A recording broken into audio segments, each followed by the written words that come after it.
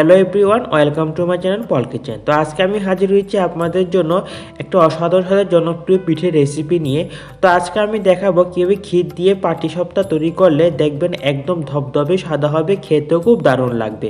তো চলুন শুরু করা যাক। তার জন্য নিয়ে এখানে 4 চামচের মতো চালের গুঁড়ো, দিয়ে দিচ্ছি 2 চামচের মতো ময়দা, আর দিয়ে দিচ্ছি এখানে পরিমাণ মতো হাফ টিস্পুন মতো নুন। এবার সবকটা উপকরণকে ভালো করে আমরা মিক্স করে নিচ্ছি। ঠিক যেভাবে করে নিচ্ছে আপনি ঠিক এমন টাইপের করে মিক্স করবেন। এবার আমরা দিয়ে দিচ্ছি পরিমাণ মতো অল্প অল্প করে দুধ। আমি কিন্তু এখানে জল দেবো না, দুধ দিয়ে পুরো ব্যাটারটা তৈরি করব। তাহলে পাটিসাপটাটা খেতে খুব দারুণ লাগে যদি জল ছাড়া দুধ দিয়ে তৈরি করা হয়।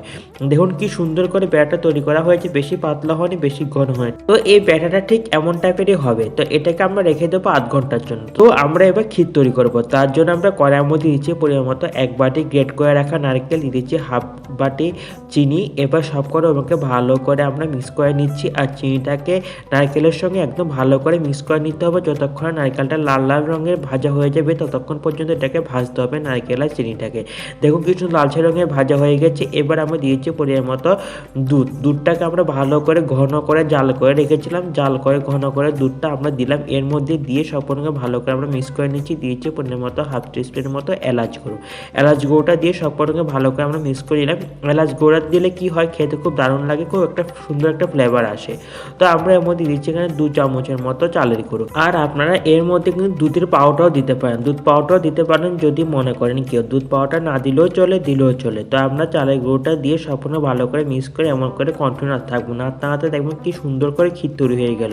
দেখতে পাচ্ছেন কি সুন্দর করে ক্ষীর তৈরি করা হয়ে গেল। বাজারে যে ক্ষীরের দাম 6 টাকা করে ক্ষীরের কেজি, তার জন্য আপনার বাড়ির মধ্যে এমন খুব সহজে ক্ষীর তৈরি করে ফেলতে পারবেন। তো আমরা এবার কড়াইয়ের মধ্যে একটা সুতির কাপড়ের মধ্যে তেল লাগিয়ে নিয়ে পুরো কড়াইয়ের মধ্যে তেলটাকে ভালো মতো করে মাখিয়ে নিলাম, যাতে পাটিসাপটা তৈরি করার সময় লেগে না যায়। তো আমরা দিয়ে দিলাম এখানে ছোটো চামচ দিয়ে 1 চামচের মতো ব্যাটারটা দিয়ে পুরো কড়াইয়ের মধ্যে ভালো করে আমরা লাগিয়ে নিচ্ছি। এমন করে কড়াইটাকে ঘুরিয়ে ঘুরিয়ে পুরো কড়াইয়ের মধ্যে সুন্দর করে একটা গোল শেপ দিয়ে দিচ্ছি পাটিসাপটা পিঠে তৈরি করার জন্য।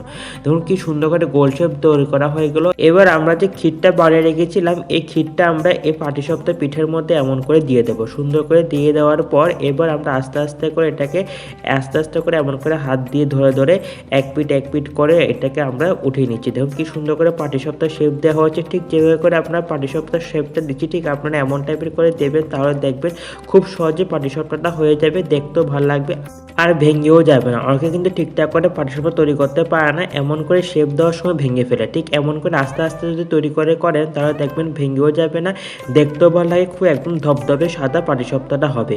তো আমরা এবার এমন করে বাকি পাটিসাপটাগুলো বানিয়ে নিচ্ছি। ওদিকে দেখুন কি সুন্দর করে আমরা সব কটা পাটিসাপটা বানিয়ে নিলাম।